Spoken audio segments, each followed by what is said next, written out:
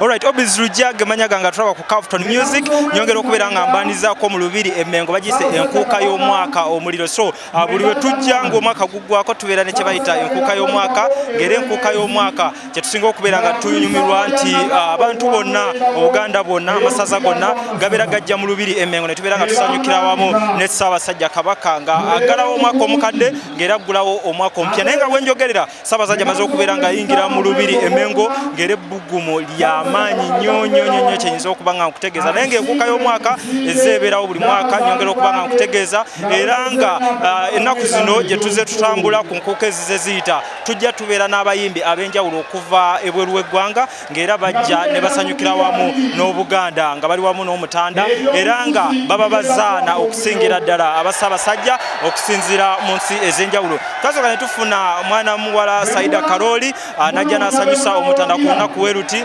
Then enkuuka eyaddako ne tufuna Chali Aninina okuva e Rwanda nabo ne bajja ne basanyusa Ssaabasajja nga tuggalawo omwaka. Olunaku olwaleero tubadde tusuubira Yvonne Chakachaka naye nga ebiriwo akaseera kano kennyini Yvonne Chakachaka tasobodde kubeera nga atuuka mu Lubiri Emmengo naye nga nyongera okutegeeza nti ebbugumu ly'amaanyi nnyo naddala ng'omaze okuba ng'otegeera nti Omutanda mu Lubiri mwali. So Buganda bwonna buba busanyufu kyenyinza okuba nga nkutegeeza naye nga nkugamba nti Yvonne Chakachaka tasobodde kubeera nga agenda kubeera ku omukolo gw'olunaku olwaleero olw'ensonga amakya g'olunaku olwaleero kigambiddwa nti ono talina work permit teyazze kubeera nga asanyusa yazze kukyala bukyazi. So ezimu ku nsonga ezigambibwa lwaki tasobodde kubeera nga ajja mu Lubiri Emmengo naye nga ng'omukolo teguganye kugenda mu maaso era abantu bakyali basanyufu nnyo nnyini ddala nga woolaba olwaleero Olubiri kye luliko kyenyinza okuba nga nkutegeeza naye nga mu kaseera ke kamu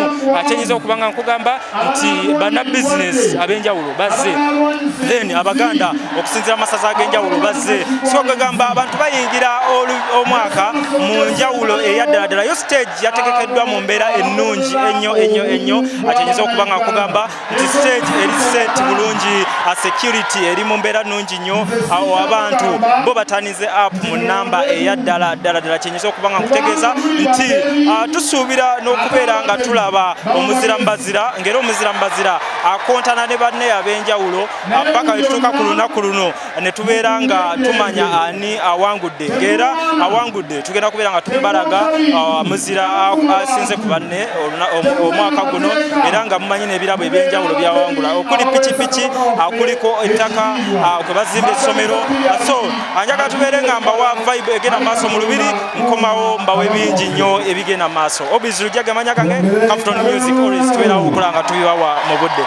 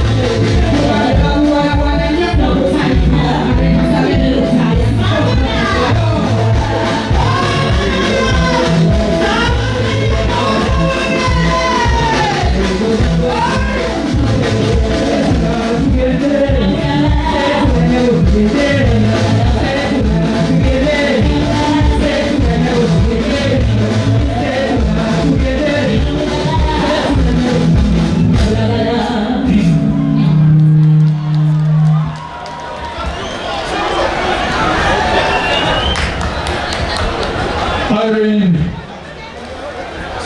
n'abatoto mweyanza ayisa abasajja abameganyi nsaba batwanjulire ayisa abasajja abantu ababiri abagenda okumeggana okutwala ettaka ery'omuzira mu mazira omwaka guno. Ayisa abasajja Kabaka wetwavudde mu luzannya olusooka twabadde ne Ssekago Alex ng'alina obugoba 18, Mayiga Kerry nga naye alina obugoba 18, Bwale Tom ng'alina 17 ne Mabale Swayibu ng'alina 17. Wetwaviiridde mu luzannya olwokubiri nga Ssekago Alex alina obugoba 11, Mayiga Kerry alina 20, Bwale Tom alina 17 ne Mabale Swayibu ng'alina 21. Ayisa abasajja bongata obugoba obwo Ssekago Alex afuna obugoba 29, Mayanja Kerry n'afuna obugoba 38, Bwale Tom n'afuna 33 ne Mabale Swayibu n'afuna 38. Tukyagenda maaso n'okubatuusaako enkuka y'omwaka muliro so mu mbeera eyo yennyini mulayi performance y'omuyimbi ze nga tukakasa mu kintu kino ekya ennyimba ezaffe ez'obuzaalirwana Culture Music Irene Namatovu aze nga kwegamba embeera yonna gikwasaganyiza bulungi nnyo tweyanziza nnyo performance eyo. Bannange neyanziza ekyo kiba kitiibwa bagamba kitiibwa kya Mukama. Omanyi nze nakubiddwa essimu okuva omukyalo omu mu kakiiko nga ŋŋamba bannange ayisa abasajja asiimye nti gw'olina omwaniriza nga yakatuuka. Bannange nagambye kiki kino Mukama nga akola ebyamagero nze ani Irene ow'ekakuuto okuba nti Ssaabasajja empologoma bweba etuuse nze nina alina kusooka kwegamba nze nina okusooka okubeera nti mukyamula. So ekyo nkyebaliza Katonda era kyova olaba Ssaabasajja Kabaka waffe bw'atuuse nsobodde okuba nti musanyusa oba mukyamula era neebaza nnyo okuba nti Mukama ampadde ekitiibwa ekyo era neebaza n'abantu ba Ssaabasajja mwenna mwebale kwagala Ssaabasajja. Okay. So mu mbeera y'emu music ono w'engoma eŋŋanda akututte ebifo bingi nnyo omwaka guno gwennyini nga tuviidde ddala mu guwedde wagenda n'otukiikirira mu Afrima omwaka guno era still n'obirangira watukiikiridde byo byatambudde bitya mu Afrima? Ebya Afrima omwaka oguwedde 2018 Batwa Award ne omwaka guno omwaka competition yabadde stiff. Unfortunately tetwasobodde kujja award naye nze manyi nze nga Irene si giving up. Nze kyeneemanyiko ndi hard working ngenda kufa okulaba nti nkola ate Afrima tugize ogwokubiri n'ate nkyebaliza Mukama nti olunaku lwe nagendayo first time gye nagenda Ghana award nagireeta. So kati ekyo ndaba nga si kipya nnyo mu kuwangula mulimu okuwangulwa. Leero bakuwangula enkya n'owangula. Era ate ne munnaffe namuyozaayoza mu Morocco ava Morocco namuyozaayoza kubanga yawangula kati kwegamba ate ne luli yanjozaayoza kuba namuwangula. So kakati competition bwetyo bwebeera si kirinaako buzibu just ngenda kuworkinga hard sobola okuba nga ate engula engikomyawo e Uganda. Tulya style ya music ono wa Culture engoma eŋŋanda kirabisenga zofunyemu ennyo. Saagala kulimba engoma eŋŋanda zino engoma zaffe kyekintu kyemmanyi nti okuva lwe nakitandika siddanga mabega ate nga nsuubiza abawagizi bange it's the beginning ntandika butandisi kati eno talent temanyi nti njirina mwayi temanyi nti nsobola okuzina amazina amaganda nsobola okuzina amaggunju nsobola okuzina amazina ago naye this coming year 2020 ngenda kubaleetera ate ekyenjawulo kyemutalabanga nze Irene kyemba temanyi nti ate nkisobola era tulinde Mukama atuwe bwibulamu. Yeah. 22 asitomoogedde 22 ate era mbasaba Mukama abayamba mubeere balamu mwe mubeere balamu abawagizi bange mwenna abantu baffe mubeere balamu tuffe tugenda basanyusa kuba gwe mulimu gwaffe. Okay, toyanza nnyo akaseera aho mami yongera kubeera nga otuweereza Bannayuganda banyumire wamu music oyo katumuleke emirimu alina mingi nnyo gyagenda okuba nga atuusako engalo side awo naye nga ffe tukyagenda mu maaso n'okubawa ekiri wano mu Lubiri Emmengo ng'omutanda mwali okimanyi bumanya nti omutanda waabeeramu kubeera kusanyuka kubeera kunyumirwa so mu mbeera eyo tukyagenda mu maaso n'okubawa ebisingawo. Wandulire enteekateeka eno wetwaviiridde mu luzannya olwokubiri nga Mayiga Kerry alina obugoba 38 nga Mabale Swayibu naye alina obugoba 38 wetumalidde olumeegano luno ekittango nga Mayiga Kerry alina obugoba 9 la Swaibu Mabale alina obugoba 11. Ssaabasajja bw'ogatta obugoba obwo Mayiga Keri aba n'obugoba 47 ate nga Mabale Swaibu aba na 48. Aibene Sima omulamuzi wo alangirire omuzira wo ow'entaana ya Buganda 2019 ye Mabale Swaibu eyeddira enkima ng'asibuka mu ssazano. Alright, nyongera okubanga mbatusaako embeera egenda maaso mu Lubiri Emengo bagiyise enkuuka y'omwaka omuliro. So enkuuka y'omwaka nga bwe nabagambye nti ebeerawo buli bwe tuba tuggalawo omwaka ng'era tubeera ne Ssaabasajja Kabaka. So embeera ye ekyatambula bulungi nnyo, abantu basanyufu. Ajjukira nti ekivulu kino oba omukolo guno teguboola mu mawanga, teguboola mu madiini. So abantu bonna bajja mu Lubiri luno ne babeera nga banyumirwamu ne Ssaabasajja Kabaka. So embeera nga Ssaabasajja amaze okuba nga yeyingira mu Lubiri luno omanyi bumanya ki abantu ekibakiddako nti essanyu liba lyeyongera okubeera nga libugaana abantu. Naye nga kyekutegeeza nti bizinesi ez'enjawulo zigenda mu maaso, abatunda ebyokulya, abatunda omwenge webali bulungi, kubanga mu kaseera weekati abantu bamanyi baagala nnyo okubeera nga balina ebintu ebibaliko ku mutwe. So tukyagenda maaso n'okubawa embeera yonna. Tova ku Capital Music.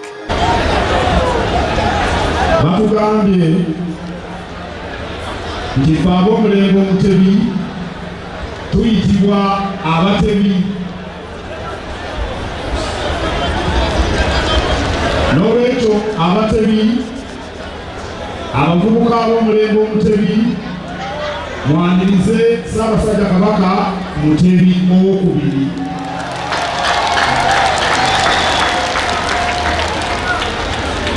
Abasabe mwanirize Maama Namasole ali wano mu makati gaffe. Engalo nno muzikube zivuge. Mwanirize Bannaalinnya, Abalangira n'Abambejja, n'Omumbejja Ssanga lya Mboga ali wano. Mwanirize Oweekitiibwa Katikkiro Daniel Muliika. Mwanirize abamemba ba Katikkiro abaliko n'abawummula. Mwanirize omukubiriza w'olukiiko lwa Buganda n'omumyuka we. Mwanirize baminisita. Mwanirize abataka b'obusolya.